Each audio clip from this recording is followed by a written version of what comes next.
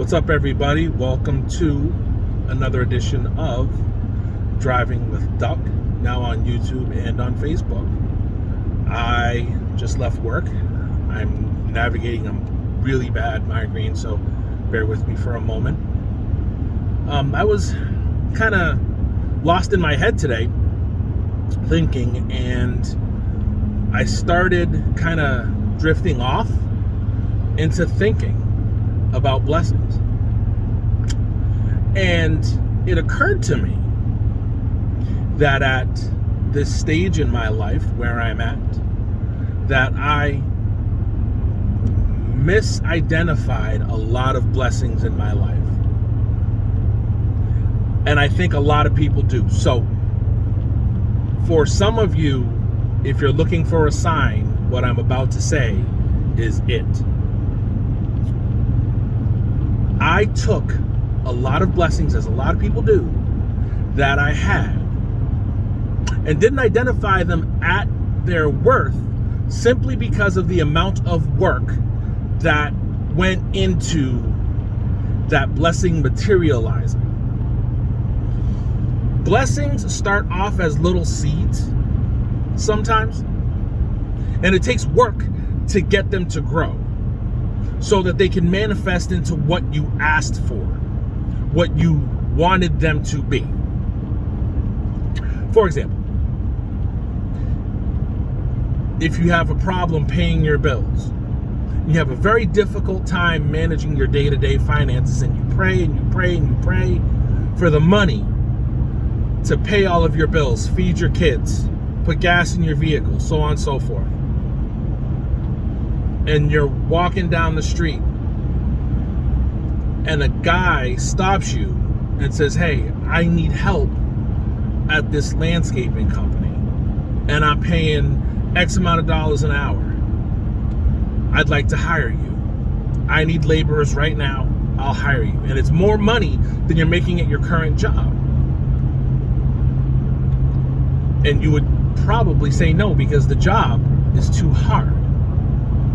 But that's a blessing, but you're turning it down because of the type of work that it is. That would be an example of God giving you a blessing. And it's also an example of blocking that blessing because it's not what you wanted it to be. It's like this. If you're someone that's praying for someone to help you, someone to be there for you, someone to help you get through that tough storm in your life, and then a friend from the past may reach out to you to ask you to link up for dinner or a cup of coffee or whatever, and you and them may have had a falling out over something trivial many years prior, and you leave them on red. That blessing didn't come out the way that you wanted it to, so you neglect it. That's another example. God works in parables. Most religions will tell you that the higher power works in mysterious ways, right? Christianity, God works in parables. So it's not always going to be blunt, forward, and direct, right? It's going to be a roundabout way to get you to think about what's going on around you, right? So you can figure it out, right?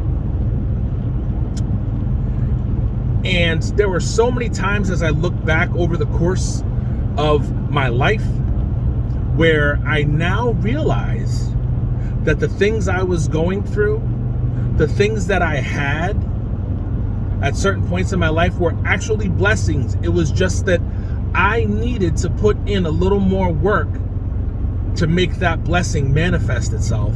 It's just that I got to the point where it was almost to completion. I just had tunnel vision and neglected to go that extra mile or take that extra step. That happens to a lot of people. They don't want to put in the work. There was a post that I saw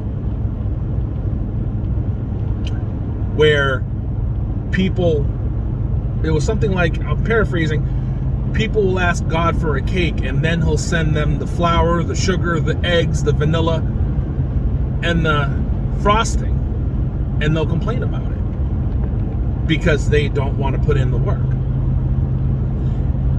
That is so true.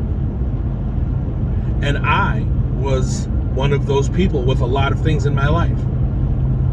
And we all are guilty of it at times. God will bless us with multiple things, and we don't realize that there's work to be done to make those blessings happen. When God assigns each of us a blessing, that blessing does not have everybody's name on it. And I say that because of this. When you get something that is meant for you, other people will try and talk you out of it. Other people will try and tell you, oh, you shouldn't do that.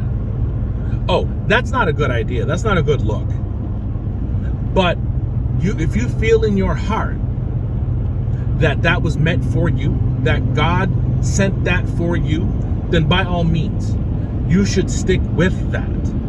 You should go with that. If it feels good in your heart and you feel like it draws you closer into what your purpose is in life, you need to stick to that. Because you could find yourself on the other side of the bridge that you were about to burn with no way to get back across if you listen to other people.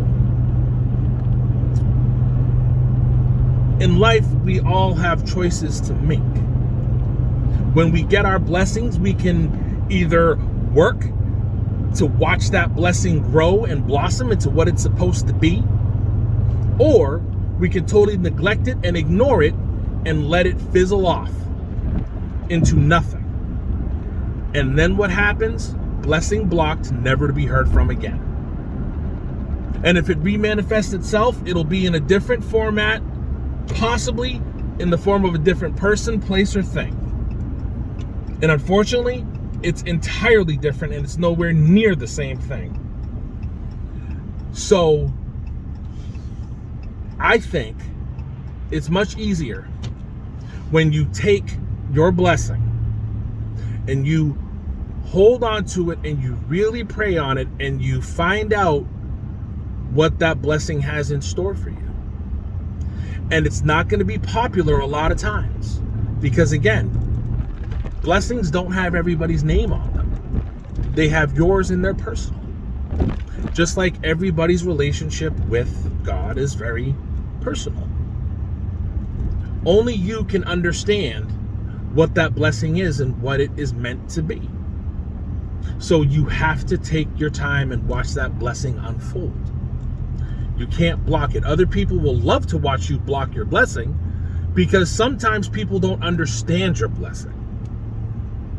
No one really knows what their blessing is until they have that aha moment when it hits them, when everything becomes complete and they understand, wow, this is what it was. Sometimes you won't understand it till it's years later. Sometimes you won't understand it until it's already come and gone. And the moment passed you by and you're like, shoot, I should have paid attention to that blessing when I had the opportunity to plant it, cultivate it, and make the most out of it. There is nothing in this world that comes cheap or easy.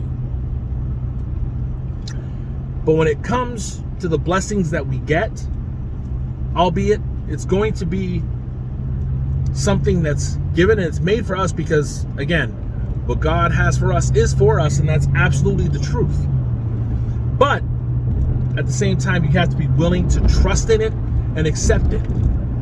You have to be willing to do the work within that blessing. Because faith is the currency of manifesting that blessing, because sometimes you're not going to see it up front until you start putting in the work. And when you put in that work, you're hoping that it's going to grow into something. And that is the actionable offense of doing what you're supposed to do. And the end result is you getting the love for that blessing that you have. It was just a simple thought that I had today.